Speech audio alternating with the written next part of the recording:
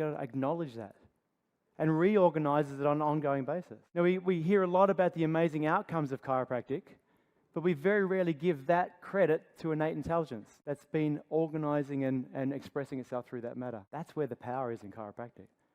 That's what's serving and saving humanity. Now, chiropractic has always been about a big idea. I didn't have this in, but then Sam and Gab gave me a cool t-shirt and the big idea, and I thought, let's just talk about the big idea then. It's about a story of a man who slipped on a sidewalk. Has anyone not heard it? A couple people. I think it's worth telling. I'm going to asherize it to the hilt because memorizing it's not my gig. But there was a man one day who was out for a walk, and he slipped on a sidewalk, which is kind of no big deal, is it?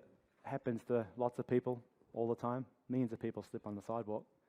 But when this man slipped, it resulted in a subluxation, which probably at the grand scheme of things, one subluxation, one dude, what's the big deal? But this subluxation results in interference. It interferes with the flow of innate, it interferes with the flow of intelligence, and it interferes with the expression of that man. So that subluxation that was once considered a small thing can suddenly impact the cause of dis-ease, the cause of disorder, disharmony, dysregulation of this man. That's a bloody big thing for that man. Now you multiply that man by a room full of hundreds of people, you can see the impact that a subluxation can have on a room this size of this many people.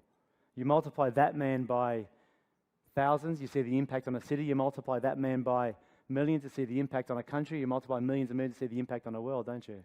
That one subluxation, that could be a small thing, can impact the entire world. Then along comes a woman. For those purists, it was a man in the old books, but we'll use a woman. They make really good adjusters.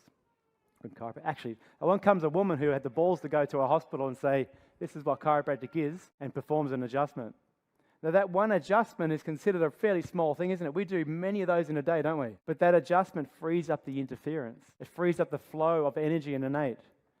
And it allows the expression of that person. It allows the removal of that cause of dis-ease, the cause of disorder, disharmony, discoordination. That's a pretty big thing for a person, isn't it? Now you multiply that person by a room this big. Imagine if everyone here is unsubluxated, the expression of life, the expression of perception of life gets magnified, doesn't it? You multiply by 1,000, you impact the city. You multiply by millions, you impact the world. The big idea of chiropractic is massive.